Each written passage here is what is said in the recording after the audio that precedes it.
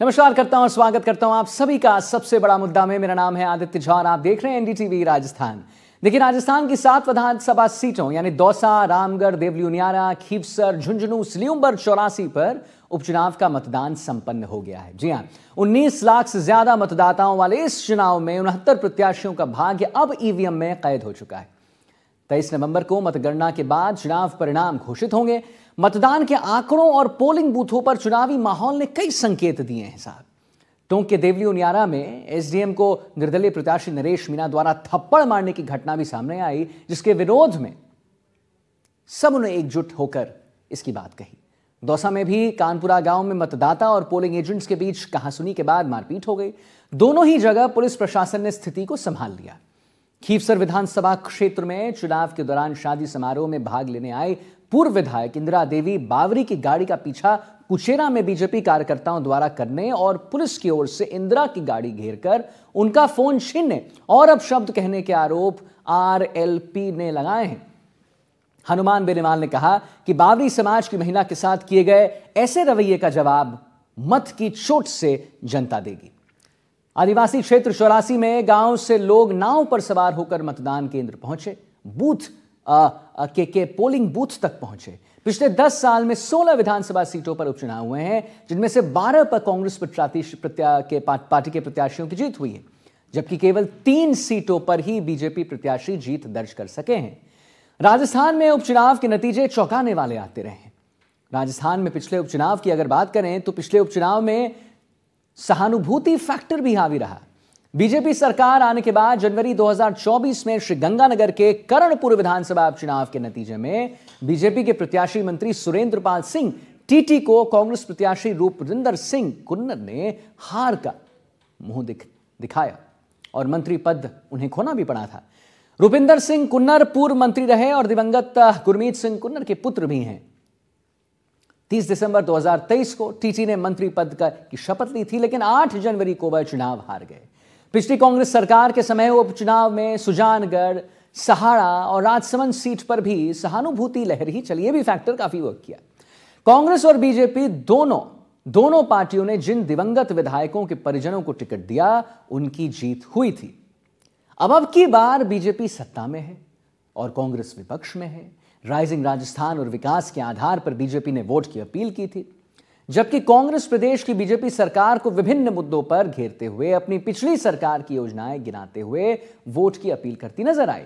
कुल मिलाकर देखिए, इस मतदान के क्या संकेत हैं वो हम आपको बताएंगे। उपचुनाव के मतदान की 7 विधानसभा क्षेत्रों की रिपोर्ट क्या है, कहां किसका पलड़ा भारी रहा, कांग्रेस और बीजेपी प्रत्याशियों के सीधे मुकाबले वाली दौसा और रामगढ़ सीटों पर क्या हाल रहा, बाकी 5 सीटों यानी देवलियारा कह लीजिए, झुंझुनू, खीवसर, सलीमबर और चौरासी में जहां त्रिकोणीय मुकाबला था, वहां क्या चुनावी स्थिति रही, सबसे बड़ा मुद्दा है, इसमें आज इसकी बात करेंगे।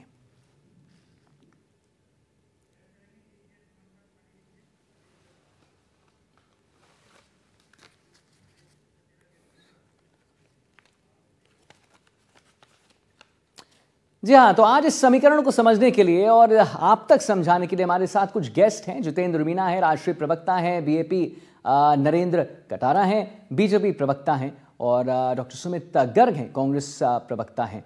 तो इनसे हम बात करेंगे। पहले तो आप सबका बहुत बहुत स्वागत मैं करता हूं और आप लोगों ने टाइम निकाला। देखिए, आज मतदान हो चुका है, मताधिकार का प्रयोग लोगों ने बहुत बढ़ चढ़ कर किया है। तो सबसे पहले जरा हम अगर चलते हैं और बात करना चाहेंगे जितेंद्र मीणा जी से, राष्ट्रीय प्रवक्ता हैं बीएपी। आप इसे कैसे देख रहे हैं जितेंद्र जी? देखिए, इस बार उपचुनाव में बढ़ चढ़कर वोटिंग हुई है। पिछले उपचुनाव में इतनी वोटिंग नहीं हुई थी जितनी इस बार हुई है। आप इसे कैसे देखते हैं? सबसे पहला सवाल यही। शुक्रिया। देखिए आदित्य जी, ये बहुत अच्छा संकेत है और दिनों दिन लगातार पार्टिसिपेशन मतदाताओं का इस पूरी की पूरी प्रोसेस में जो हो रहा है, ये किसी भी देश की डेमोक्रेसी के लिए एक अच्छी प्रोसेस हम इसको मान करके चल रहे हैं। दूसरी चीज इसके साथ साथ ये भी है कि पिछले 10 महीनों में जिस तरीके का कामकाज सरकार का रहा, उसकी समीक्षा का भी जो है ये टाइम था जब लोगों ने अपने जो भी ग्रीवेंसेस थे, जो उम्मीदों से उन्होंने जिस सरकार को वोट दिया था और वो उम्मीदें जब पूरी नहीं हो पाई, तो उसकी नाराजगी भी आज की तारीख में मतदाताओं में देखने को मिली। खास करके मैं अगर आदिवासी बेल्ट में बात करूं, चौरासी और सलूमर वाला जो पूरा का पूरा हिस्सा है, वहां पर ये खास तौर पर ये देखने को मिल रहा है कि लगातार वो नाराजगी सबके सामने आ रही थी। लोग नाराज होकर के सरकार के खिलाफ जो मतदान कर रहे थे, और इसको इसी नजर से जो है देखे जाने की जरूरत है। जी।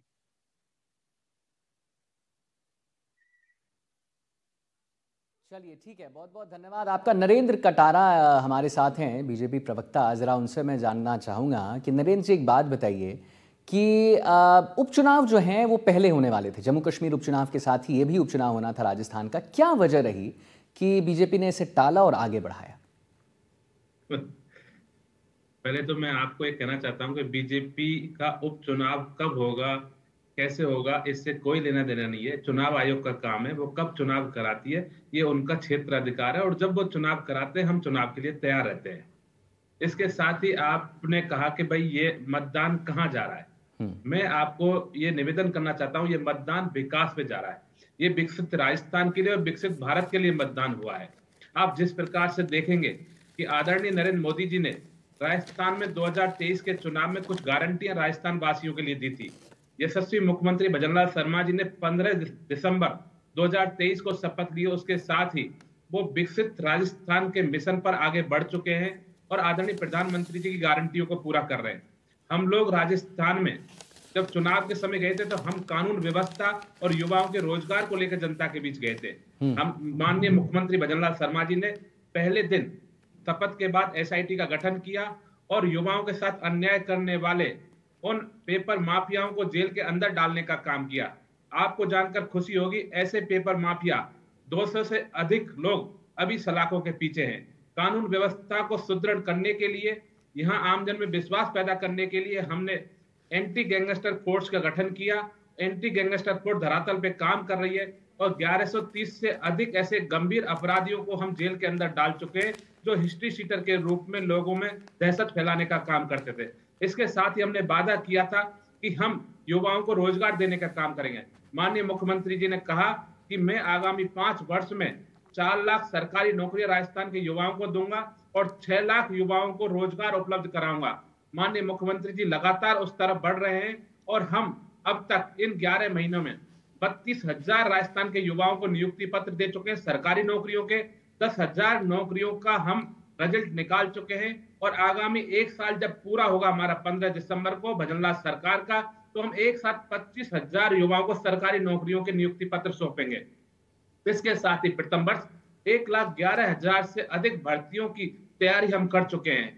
तो मैं कहना चाहता हूं कि हम हर गारंटी को पूरा कर रहे हैं। इसी प्रकार माननीय मोदी जी ने कहा था कि राजस्थान में 450 रुपए में गैस का उज्ज्वला सिलेंडर दिया जाएगा। हम 73,000 से अधिक लोगों को गैस का सिलेंडर उपलब्ध करा चुके हैं। राजस्थान सरकार ने सम्मान निधि में 6,000 से बढ़ाकर 8,000 रुपए कर दिए और राजस्थान में 65 लाख किसानों को 653 करोड़ रुपए से अधिक का अनुदान हमारे किसानों के लिए दिया गया है।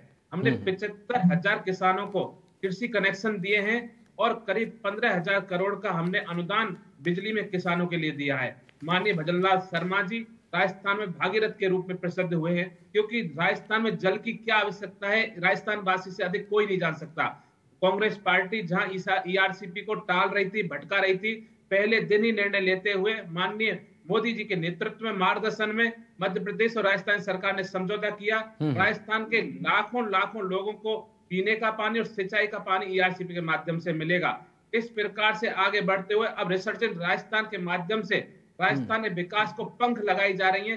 15 लाख करोड़ के एमओयू हम कर चुके हैं। हम गांव-गांव, ढाड़ी-ढाड़ी, शहर-शहर, हर जगह यहाँ हम विकास की धारा बहा रहे हैं और आने वाले दिनों में युवाओं को समृद्ध रोजगार मिलेगा, युवा समृद्ध होंगे, राजस्थान समृद्ध होगा और इस विकास के पथ पर भजनलाल सरकार आगे बढ़ रही है और ये उपचुनाव उसी विकास पर मोहर लगा रहा है। इसीलिए हम सातों की सातों सीट जीत रहे हैं।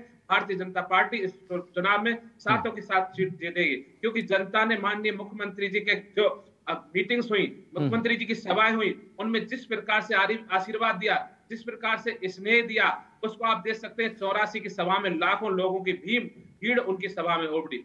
मुख्यमंत्री जी ने 14 सभाएं 7 विधानसभा सीटों पे की हैं। मुख्यमंत्री जी के रोड शो हो, सभाएं हो, जनता ने जिस प्रकार का प्यार दिया, मतदाताओं ने जिस प्रकार का प्यार दिया, उससे यह प्रमाणित होता है कि भारतीय जनता पार्टी सातों की सातों सीट राजस्थान में जीत रही है। चलिए ठीक है। पहले तो मैं ज़रा राजेश कसेरा हैं, वो हमारे साथ जुड़ गए हैं, उनका भी स्वागत करना चाहूँगा। वरिष्ठ पत्रकार हैं राजेश जी, बहुत बहुत स्वागत है आपका। मैं डॉक्टर सुमित गर्ग के पास चलना चाहूँगा, कांग्रेस प्रवक्ता हैं ये। डॉक्टर सुमित गर्ग, ऐसा है कि जो हमने सुना, हमारे दर्शकों ने भी सुना, जितेंद्र मीना कह रहे हैं कि इस बार मुहर लगेगा क्योंकि विकास एक बहुत बड़ा मुद्दा है, विकास पर इस बार मुहर लगना है। आपका टेक जानना चाहेंगे पेपर लीक मुद्दे को लेकर। आपका क्या टेक है? क्या लगता है आपको कि पेपर लीक मुद्दा एक बहुत बड़ा मुद्दा है जिस पर कहीं ना कहीं रुझान जो है वो बीजेपी की तरफ होगा आम जनमानस का? आदित्य जी नमस्कार। आदित्य जी, सबसे पहले तो मैं आपके माध्यम से सातों विधानसभा क्षेत्र के मतदाताओं का हार्दिक आभार, अभिनंदन प्रकट करता हूं, जिन्होंने लोकतंत्र के इस महापर्व में आगे बढ़कर मतदान किया।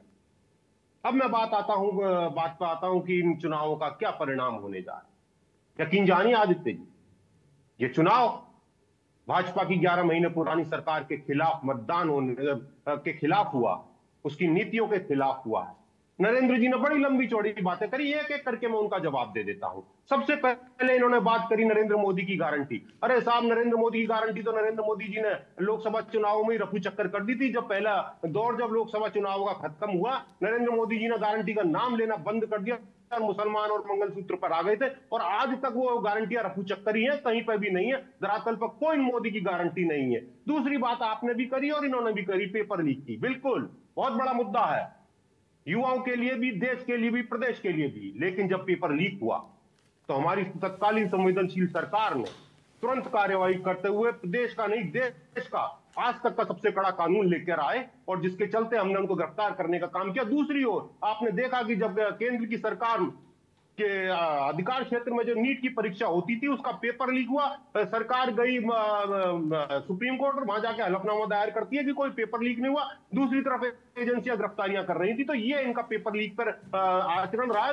इसी पेपर, अगर राजस्थान के पेपर लीक की बात करूं, ये बड़ी बड़ी बातें कर रहे थे। साहब आप ही बता दो कि मुख्यमंत्री जी सही कहते हैं कि किरोड़ी लाल जी सही कहते हैं? किरोड़ी लाल जी कहते हैं मुख्यमंत्री जी लीपापोती कर रहे हैं, पता नहीं क्या है, कार्यवाही नहीं करना चाहते। मुख्य ये कहते हैं कार्यवाही हो रही, तो आप ये तय कर लेंगे आपके दोनों नेताओं में से कौन सही कह रहा है। इन्होंने बात करी रोजगार की। आदित्य जी, बड़े दुख के साथ मुझे कहना पड़ रहा है कि भारत सरकार की एजेंसियां कहती हैं कि राजस्थान इस प्रदेश में सबसे ज्यादा बेरोजगार देने वाला प्रदेश है। 8% से ज्यादा हमारी बेरोजगारी दर है, और ये कहते हैं रोजगार दिया। अरे कहां रोजगार दिया? एक आदेश में 55,000 युवाओं को, 55,000 युवाओं का मतलब कम से कम 2 लाख राजस्थान वासियों को इन्होंने सड़क पर ला दिया। 5,000 युवा मित्र और 50,000 के लगभग महात्मा गांधी सेवा प्रेरक। इन्होंने सिलेंडर की बात करी। अभी 4 दिन पहले, 10 दिन पहले का शायद इन्होंने अखबार नहीं पढ़ा, सिलेंडर की क्या हालत है, जनता त्राही त्राही कर रही है, कहीं कोई फ्री का सिलेंडर नहीं है, वो भी मोदी की गारंटी के साथ रफू चक्कर हो चुका है। ये बात करने आए सम्मान निधि की, मैं कहता हूं किस मुंह से बात करते हैं? 12,000 की बात करी थी, 8,000 देते हैं और कहते हैं हम सम्मान निधि दे रहे हो। सम्मान नहीं, आप अपमान कर रहे हो। इस देश के धरती पुत्र का, राजस्थान के धरती पुत्र का अपमान कर रहे हो, सम्मान निधि नहीं दे रहे। आपने बात करी ईआरसीपी की। आदित्य जी, मैं बता देता हूं, हम पूर्वी राजस्थान के लोगों के साथ सबसे बड़ा कुटाराघात किया इस भजन लाल सरकार ने। हमारे पीठ में छुरा घोंपा ईआरसीपी के नाम पर। ईआरसीपी का जो बेसिक मॉडल था वो ये कहता था कि 3700 एमसीएम पानी मिलेगा और उससे 2,80,000 भूमि संचित होगी। इन्होंने क्या किया? डर गए, समझौता किया, अनुभवहीनता अदूर दिशा के चलते। उसमें क्या किया? 2300 एमसीएम पानी और उससे 2 लाख हेक्टेयर भूमि जो है वो सिंचित होगी। तो 1400 एमसीएम तो हमारा पानी खा गई। 60,000 हेक्टेयर हमारी भूमि को इन्होंने प्यासा रख छोड़ा। चलिए, जितेंद्र मीना जी कुछ कहना चाह रहे थे, बार बार वो आपके पास में आपके पास में आता हूं। हाँ। इन्होंने यमुना समझौते की बात करी, तो यमुना समझौते में साहब काय का समझौता किया आपने? कौन सी फीट थपथपाते हो? समझौता ये कहता है कि हरियाणा के पास एक्स्ट्रा पानी होगा तो वो देगा। तो काय का समझौता है? ये तो उनके आगे सरेंडर करके आया। ठीक है नरेंद्र जी, मैं आता हूं आपके पास। बहुत देर से जितेंद्र मीना जी वो हाथ खड़ा किए हुए। जी जितेंद्र जी, आप अपनी बात रखें। मैं आता हूं आपके पास। जितेंद्र जी, आप अपनी बात रखें। देखिए नरेंद्र जी, जो हमारे साथी अभी बात कर रहे थे, खास करके जो रोजगार वाले मसले की जिसकी बात कही, उन्होंने कहा कि 25,000 नौजवानों को उन्होंने रोजगार दिया है। अगर हम लोग 10 महीने के कार्यकाल में अगर 25,000 का एवरेज लगा करके चले, तो इस हिसाब से अगले पूरे 5 साल में सरकार 1 से 1.25 लाख नौकरियां इस राजस्थान के युवाओं को देने वाली है। इससे उनका एक चीज पता चलता है। लेकिन दूसरी चीज जो जो सबसे जरूरी चीज है, अगर हम लोग देखें जो इस दौर में हुई है, वो ये हुई है कि किसानों को जो यूरिया मिलता था उसका कट्टा 50 किलो से घट करके 45 किलो पे आ गया, और दाम वही का वही है। दूसरी चीज की उसकी शॉर्टेज भी लगातार बढ़ती जा रही है। ऐसे में मुद्दा जो है अभी भी वही के वही है। जिस तरीके का वादा, अभी पानी की बात कही, याद सिटी का एक मसला है, उसमें एक और जो इंटरेस्टिंग चीज है वो ये है कि जो 50% डिपेंडेबिलिटी का क्राइटेरिया था उसे बीजेपी सरकार ने आकर के 75% कर दिया गया, और उसके चलते ये पूरा का पूरा घाटा हुआ है। ईआरसीटी के साथ साथ आप साउथ राजस्थान जब देखेंगे तो पता चलेगा कि दक्षिणी राजस्थान में खास करके 84 हो या सलूम्बर का हिस्सा हो, वहां पर लगातार पानी का क्राइसिस चल रहा है। वहां पिछली हमारे रिप्रेजेंटेटिव थे 84 से, जो विधायक थे राजकुमार राउत जी, वो वहां पर एक जल मिशन के तहत जो है पानी की नहर की व्यवस्था करके लेके गए थे, और जब से ये सरकार आई उसमें उस पूरी प्रोसेस को रोक दिया गया, और वहां पर पानी की प्रोसेस एकदम से ठप पड़ गई है। ऐसे में इसके साथ साथ अगर हम लोग देखें तो यही स्थिति हमें सलूम्बर के अंतर्गत देखने को मिलती है, जहां पर पानी का क्राइसिस लगातार बढ़ता गया। तीसरा इश्यू आप देखिए तो पलायन, जिस पलायन को लेकर के बड़ी बातें हुई थी पिछले चुनावों में, अब आप देखते हैं तो पता चलेगा कि पलायन ठीक है। मैं आता हूं आपके पास, मैं आता हूं जितेंद्र जी, आता हूं। राजेश कसेरा भी हमारे साथ वरिष्ठ पत्रकार जुड़ गए हैं। तो राजेश एक बात बताइए, देखिए मताधिकार का प्रयोग कर लिया है सबने, सबका जो है एक क्या मैं कहूँ, जो आने वाला फ्यूचर है वो अब कैद हो चुका है, लेकिन राइजिंग राजस्थान और पेपर लीक मामला एक बहुत बड़ा मुद्दा रहा। क्या आपको लगता है कि ये दो बड़े मुद्दों की वजह से इस बार जो है कहीं ना कहीं खाता खुलेगा और अच्छा खुलेगा बीजेपी का?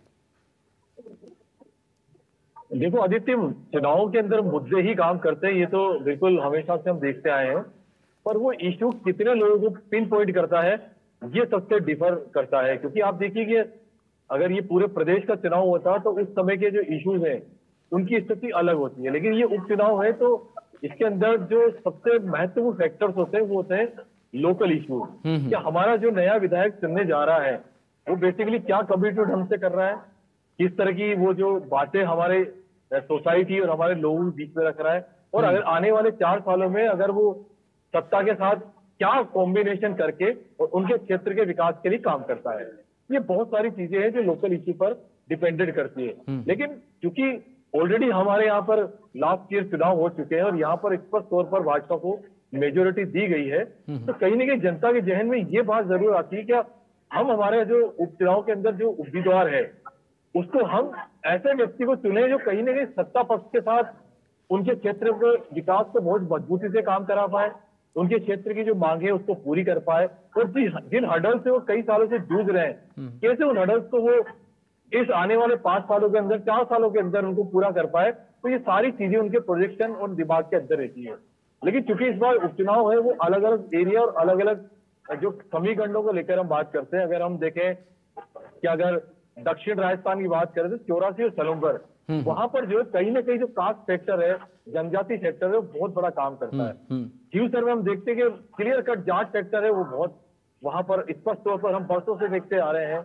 तो कहीं ना कहीं दौसा जहां पर मीणा समाज का बहुत बड़ा दबदबा है, दूसरे समाज जो है वो भी उनको कहीं ना कहीं सपोर्ट करते हैं। तो आप मानकर चलिए कि सत्तारूढ़ पार्टी को जरूर उपचुनाव के अंदर हमेशा फायदा होता है, क्योंकि उसको कहीं ना कहीं ये कॉम्बिनेशन ही मिल जाता है कि यदि आपके क्षेत्र से हमारी पार्टी के लोग आप जिताएंगे तो वो डबल इंजन की सरकार का ही फायदा उठाएंगे, और कहीं ना कहीं जो उनका विधायक है वो सरकार और सत्ता में भागीदारी निभाएगा और आपके क्षेत्र के लिए कामकाज करेगा। तो ये कई सारे ऐसे फैक्टर्स हैं आदित्य जो उपचुनाव के अंदर हमें दिखाई दिए हैं। ठीक है जितेंद्र जी, आपसे एक छोटा सवाल लेना चाहूंगा कि हमेशा ऐसा देखा गया है कि आप लोग ने पहले जो था कांग्रेस के साथ आप आगे चल रहे थे गठबंधन की सरकार में, अब जब चुनाव के नतीजे आ जाएंगे तो क्या आप अकेले ही लड़ना चाहेंगे या आप सोचेंगे गठबंधन का? देखिए राहुल जी, ये फैसला अभी इस पर चर्चा करना ठीक नहीं हुआ, क्योंकि 23 तारीख को जब परिणाम आएंगे उसके बाद राष्ट्रीय कार्यकारिणी की जो मीटिंग होगी उसमें तय होगा कि भाई भविष्य की हमारी रणनीति कैसी होगी, किस दिशा में हम लोग जाएंगे। लेकिन जहां तक हम लोग लोकसभा चुनावों की बात करें, पार्लियामेंट के लेवल पर या देश भर के लेवल पे बात करें, तो इंडिया गठबंधन में ये समझिए बाहर से हम लोग ऑलरेडी मौजूद है, क्योंकि कांग्रेस ने लोकसभा चुनावों के दौरान हमें समर्थन अपना दिया था। और उसको ध्यान में रखते हुए अगर हम लोग बात करें तो इंडिया लेवल के उस गठबंधन का हम लोग बाहर से हिस्सा है, तो हम लोग उसके साथ कंटिन्यू। लेकिन राजस्थान में हम लोग किस तरीके से आगे बढ़ेंगे, इस पे जो है जब राष्ट्रीय कार्यकारिणी की बैठक होगी तो उसके बाद है। चलिए ठीक है। नरेंद्र कटारा जी, आपसे एक सवाल लेना चाहूंगा। जब डॉक्टर सुमित गर्ग अपनी बात रख रहे थे तो आप बार बार हाथ उठा रहे थे। आज वाजिब सी बात है, आप रेसिप्रोकेट करना चाहते थे, अपनी बात रखना चाहते थे, आप अपनी बात करें। डॉक्टर सुमित गर्ग ने जो भी बात किया है, चाहे वो पेपर लीक हो गया, चाहे वो राइजिंग राजस्थान हो गया, जो भी बात उन्होंने किया है, उसके बारे में क्या आप कहना चाहेंगे? क्या एक आपके तरफ से एक नोट डॉक्टर सुमित गर्ग को? जी आदित्य जी, बिल्कुल। सबसे पहले तो मैं, जो बाप पार्टी के राष्ट्रीय प्रवक्ता हैं, वो शायद ध्यान से बात को सुन नहीं रहे। मैंने जो कहा कि हमने युवाओं को रोजगार दिए हैं, उसमें 32,000 को हम दे चुके हैं, 10,000 का हम रिजल्ट निकाल चुके हैं और 25,000 का हम 15 दिसंबर को देंगे। तो उन्होंने शायद 25,000 ही सुना।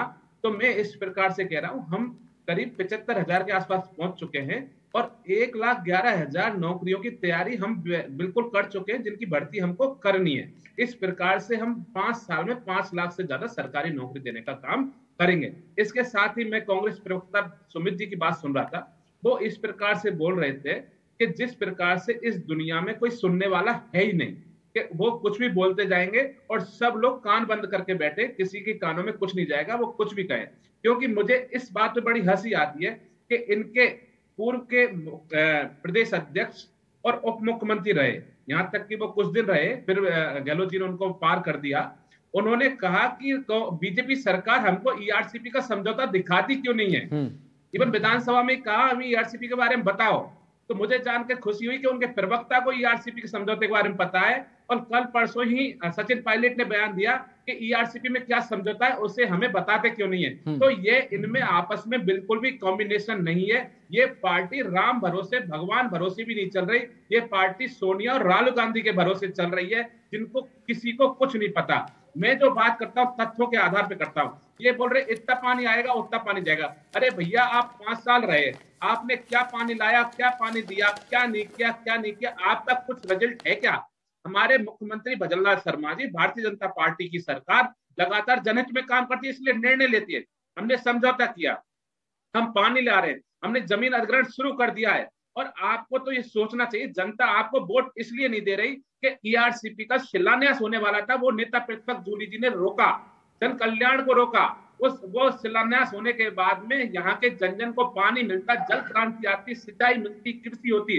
आपके जूली जी ने लेटर लिख के रोका कि प्रधानमंत्री जी उसका शिलान्यास ना करे। शिलान्यास तो आज होगा, आज नहीं तो कल होगा, वो सब काम होंगे। आपने कहा सिलेंडर कहाँ मिल रहा है, 73 लाख लोगों की आप आरटीए लगा के लिस्ट ले सकते हैं कि किन किन लोगों को 450 रुपए में उज्ज्वला गैस का कनेक्शन मिल रहा है। आप बिल्कुल सरकार से पूछ सकते हैं दस्तावेजों के साथ कि जो प्रवक्ता महोदय कह रहे थे वो इतने लोगों को सरकारी नौकरी मिली है कि नहीं मिली। आप किसान सम्मान निधि की बात कर रहे थे, हमने किसान सम्मान निधि बाकायदा जो कहा है बढ़ा है। हमारी सरकार अभी चलने वाली है, हमने पहले महीने में ही निर्णय लिया कि 2,000 रुपए सम्मान निधि बढ़ा दी। इसके साथ हमने 65 लाख किसानों को 653 करोड़ रुपए का सम्मान निधि का भुगतान किया है।